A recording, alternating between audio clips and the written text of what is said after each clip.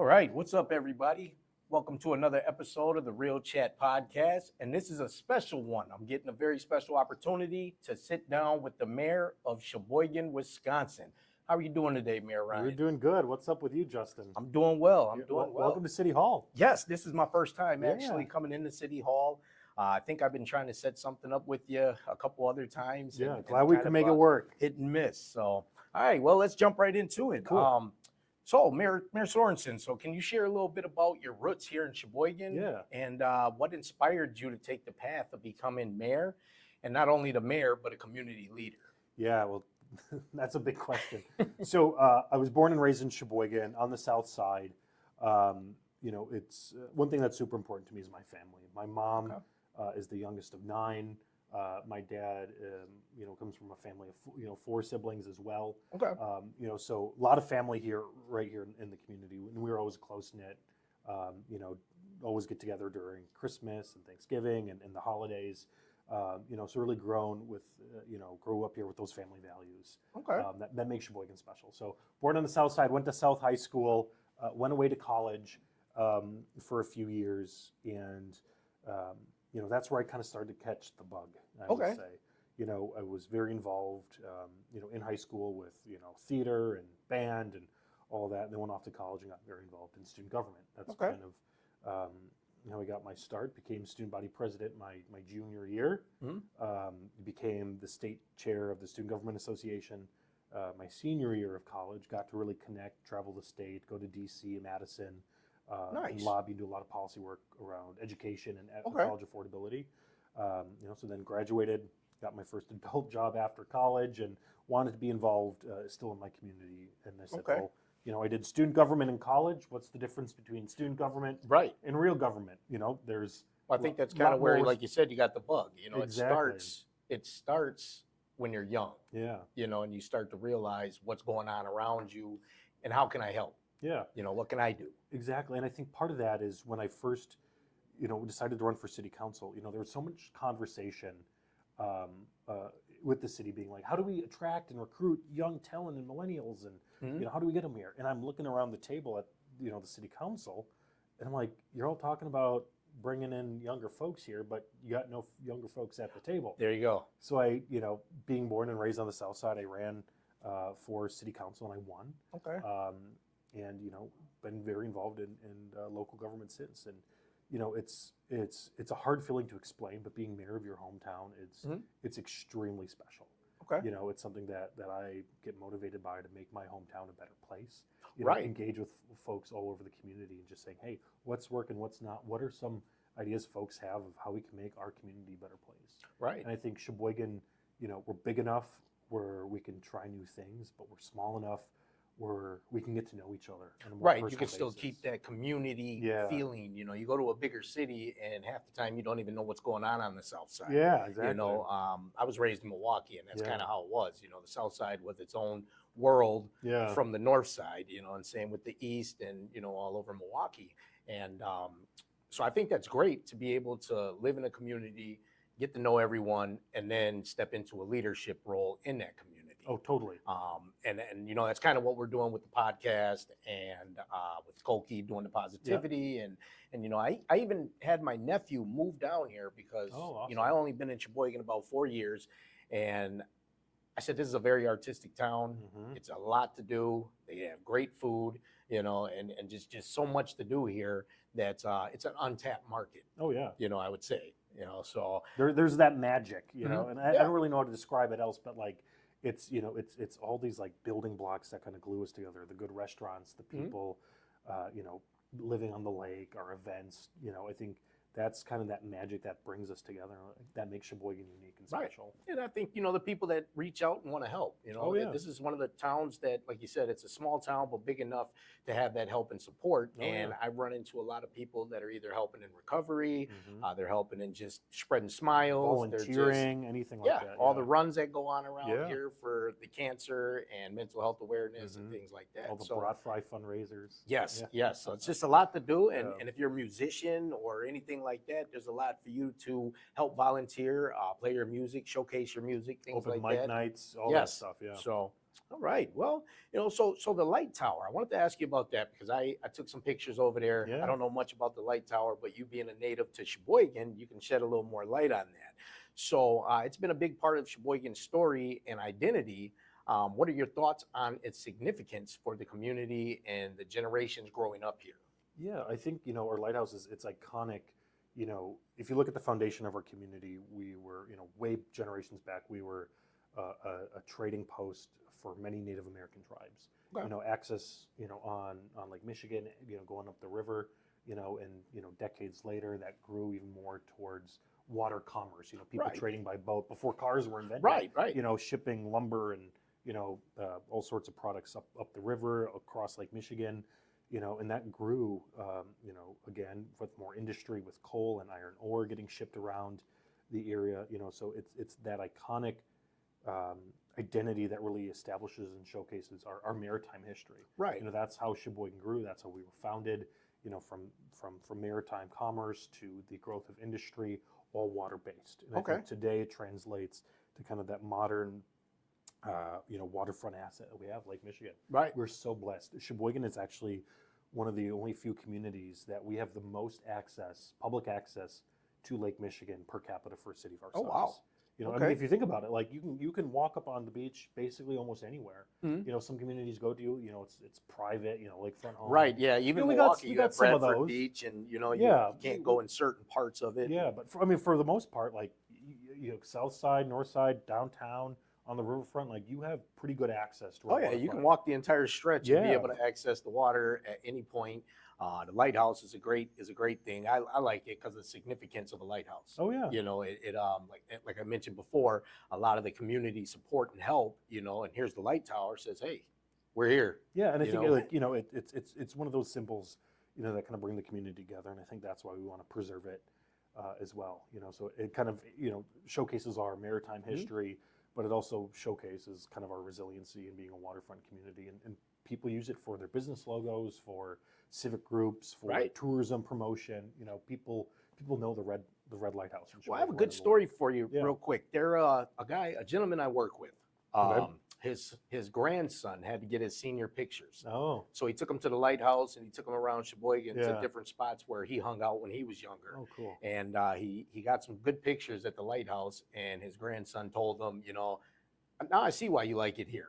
And he says, yeah, not just to jump off. He says, I did that when I was younger. I like to come out here, yeah. And just relax, and and his grandson made the comment, he says, okay, yeah, they can paint it a little bit, and so these are, some of the projects that I think, are really good, as far as keeping things historical, in the community. So, all right, part of the identity, part of the culture, and you see it helps folks create their story, in the community, whether it's jumping off the lighthouse, taking a walk out there with family, just going fishing in the morning, whatever it is. Everyone's got their little iconic lighthouse story, And I think that's what helps create the culture, creates that sense of community, which is so important. It is. It does. Like I said, I've been there 4 years, and I've had the opportunity to take pictures with my family at the lighthouse and have that, and you were mentioning, being able to have access, from anywhere, and the way that things were shipped and transported here. Yeah. I was thinking about that the other day. I was sitting on the bench, and I'm like,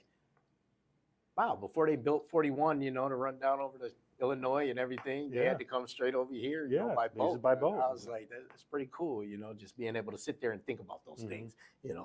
All right, well, so what other, like, what current or upcoming community projects are you most excited about, and how do you see them bringing people together here in Sheboygan?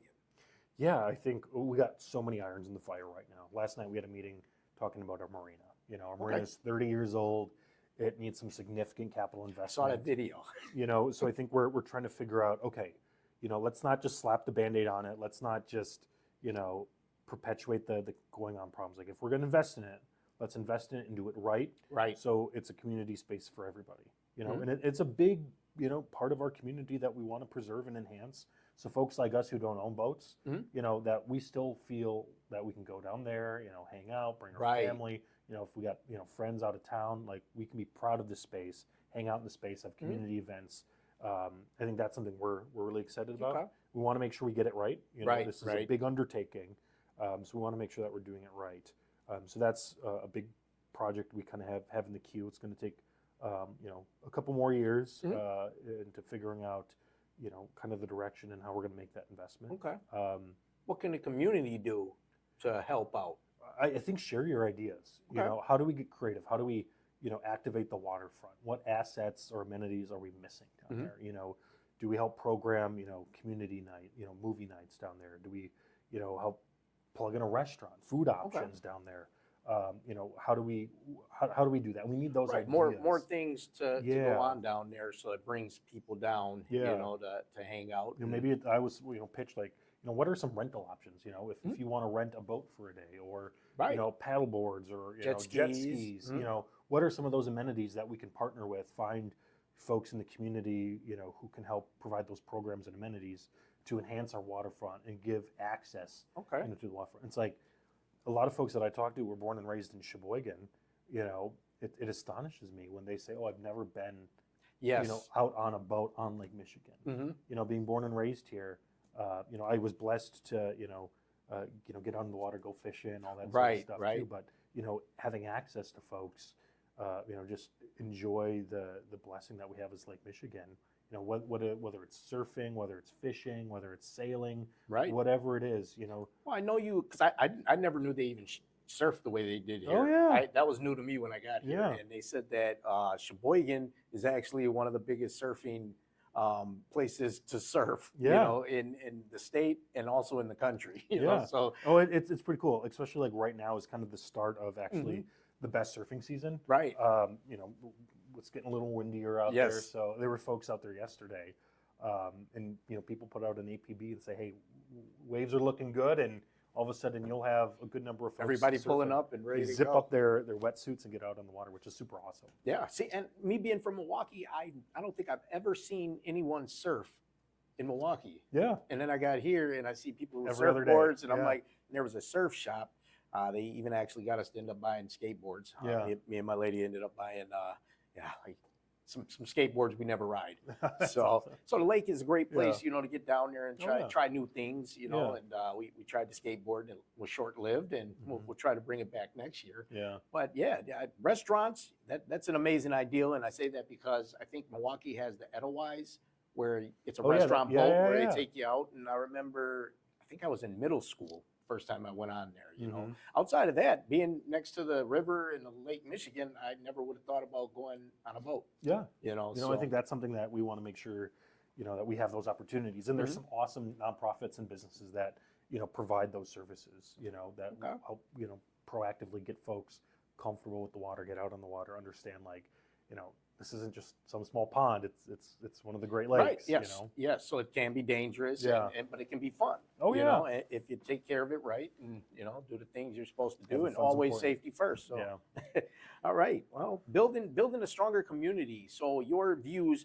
So in your time as mayor, what have you seen that makes Sheboygan unique when it comes to the people, the neighborhoods, and a sense of community? Yeah, I think people in Sheboygan, first and foremost, they're salt of the earth people. Like they really care about their community. They want what's best for their community. Now, folks might not agree 100%, on how to solve an issue. I think folks have a general consensus on they want our community to be resilient and improve and grow. Sure. I think one thing that really always humbles me and makes me proud to be the mayor of my hometown. It's a lot of our community groups that we have, whether it's some of our nonprofit agencies that do a lot of awesome work, whether it's volunteers that step up and serve in civic organizations like the Kiwanis Club, the JCs, the Elks Club, like these organizations are legacy groups that have invested in our community for generations and still do good work, providing services for those who need love and support. But also, putting on community programs. I always say JC's put on brat days. Sheboygan's the brat capital of the world. Right. Yeah. So we need these civic groups that put in the work, the blood, sweat, and tears, pull off awesome events. That bring the community together. Right. So I think that's something, and I think a lot of communities across the country have struggled with, that civic participation and volunteerism. And I think that's something that we are pretty resilient on. Okay. So I think that's something that I always am humbled by it and really excited to see in Sheboygan. I think that's what builds a stronger community. Right. It's when you have that sense of, loving your neighbor, coming together, help supporting each other, whether it's, like I said, through volunteering at a nonprofit, being part of a civic group. I think that's what's awesome. Right. Same with neighborhood associations, whatever it might be. Folks are, not afraid to raise their hand and say, yeah, put me in, coach. Right. Let me That's see the biggest what thing. can I do to help? And I think there's so many opportunities, no matter your ability to, I always say, get in the game and make a difference. I always say, don't sit on the sideline and complain. Right. Step up, get in the game, help. We need help. Well, it's kind of like everyone wants to win the lottery, but if Yeah. you don't play it, you're not You going don't gonna to win. You say, Yeah. do you play it? They say, no, I stay away from the lottery. You Yeah. say, well, you're not going to win it. Yeah, then. and I think there's so many opportunities. And people say, well, Mayor, you say like get in the game. Like, what does that mean? It looks different for everybody. Based on whatever ability you got.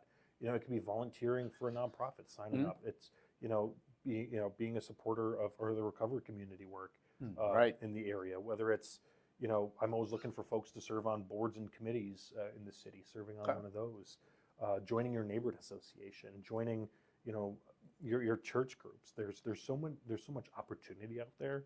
Yes. And I think everybody plays a role. And I think when you get involved, no matter what you're interested in or your capacity to help, there's something for everybody. I think that's kind of that magic sauce that Right. makes for a stronger community. Well, it goes back to the old term, it takes a village. It sure does. It takes a village. And, even when we first settled, it took people coming together, and it wasn't like that at first. Oh, yeah. At first it was bloody, it was dangerous, Yeah. it was everybody trying to figure out what their place was, Mhm.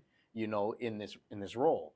And once I think everybody finds that and kind of helps out in their own way, you can build a better, stronger community. Oh yeah. And I've been seeing that a lot here, just with some of the people that I deal with, like Mental Health America, and Mental Health America has Acuity, and Yep. It just kind of all rolls together. Sheboygan Pay It Forward. I even just as much as getting paper towel, Oh yeah. paper plates, Yeah. and saying, hey, here you go. Mhm. It all helps. Oh yeah. So- Every bit helps. Yeah, definitely. So, all right, well, what's your, a little bit about legacy. So when people look back years from now, what kind of impact or legacy do you hope your time as mayor leaves on Sheboygan? That's a good question. That's a big one. I think a lot of folks know one of my policy passions is housing. Okay. Right now, you see how much rent is increasing. You see housing availability. Mhm. It's a struggle for folks. Right. No matter what your income level is, no matter your size of your family, finding housing is a challenge right now. And Yes. Sheboygan is not unique. We're being impacted by a national housing shortage crisis. Mhm. And when you don't have enough housing stock available and there's such a high demand of people wanting to move here, businesses growing and expanding, Right. that increases the cost of housing for everybody. Mhm. So I think that's why you see us being very proactive and doing a lot of work and making sure that we're building all types of housing, from Okay. affordable apartments to single family homes to duplexes, townhomes. It's an all of the above strategy. Mhm. And we're not going to get it perfect. We're not going to get it right 100% of the time. But I think adding that more variety to our community Mhm. is going to help kind of unclog the logjam Okay. that we have for the demand of housing right now. Right. So I think strong neighborhoods, that people have access to a variety of different housing types, Mhm. I think is something that's going to help, cement the legacy for Sheboygan Okay. and help us be proactive, Right. making sure that, we can kind of proclaim that, housing is a human right. If you want to raise a safe, you want to raise your family in a safe community, you got to have Right. access to housing. Exactly. And And you have to be able to. It's got to be affordable. Oh, it You has have to to be be, able to afford to be able to be in this nice yeah, area. and I think you know? like folks know Sheboygan's like a working class, town, like Mhm. hardworking folks, who work the rear end off for a living, and we want to make sure that they're able to provide for their families and make sure that they have a roof over their head and meal on their table. Okay. And I think with current economic situations, there are some challenges. The cost to build housing is expensive, across the board. So I think we're trying to get creative in how we're accessing some funding and acquiring more land.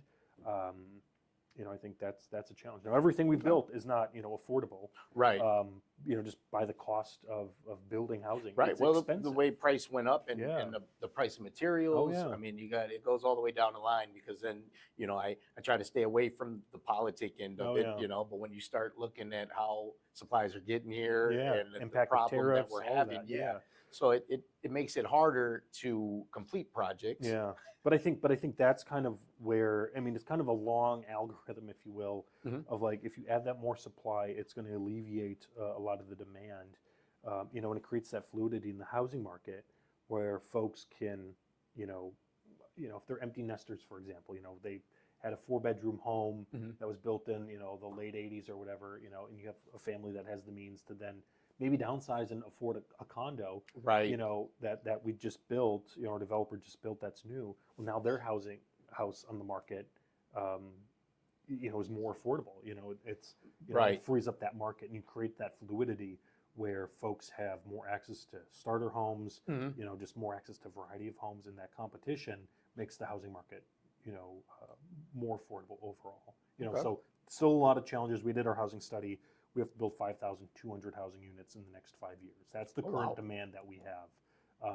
There's that pent up demand. Yes. That we haven't been building housing since the Great Recession in like 2008. So we're playing catch up for all those decades. Right, and I see a lot of projects going on. Oh yeah. You see it, every time I look around, okay, another one's going up. And I had the opportunity to speak with another young lady that I work with, who goes to school and works, but she's doing construction on some of these homes that are going up. Cool. And they're teaching them, construction and well, we got great work. programs, like, and I think too, it's like on the other side, it's like we're providing awesome construction jobs, especially in the trades. We have awesome programs and apprenticeships, through our school program, through some of the local colleges, that, if you want to learn how to be an electrician or a plumber or a carpenter, you have the resources and access to provide for your family and get awesome training for any, across the board. So I think that's something that's super important, and how it all kind of ties together. I was going to say, with the projects you have, it all ties in, so everybody stays working, everybody stays fed, and I think too, happy. when we build more housing too, it's like not just building the houses, it's building the neighborhood amenities too. It's safe streets, it's making sure we have sidewalks so kiddos can walk to school safely. That we're implementing some of our complete street strategies to keep roads safe. So I think in investing in our parks and green spaces, it overlaps. It's like, so we build good housing, we provide the amenities to have strong neighborhoods, that folks, feel a sense of that community. So I think these are all, some of the puzzle pieces that come together, where we want to make sure folks and families can thrive. Okay, definitely. Well, I know you are a very busy that's man. all you got. Yeah. That's what it. else? Anything that's else? What I got. Other than that, I really appreciate you taking the time to chop it up with me on the Real Chat podcast. Hey, yeah.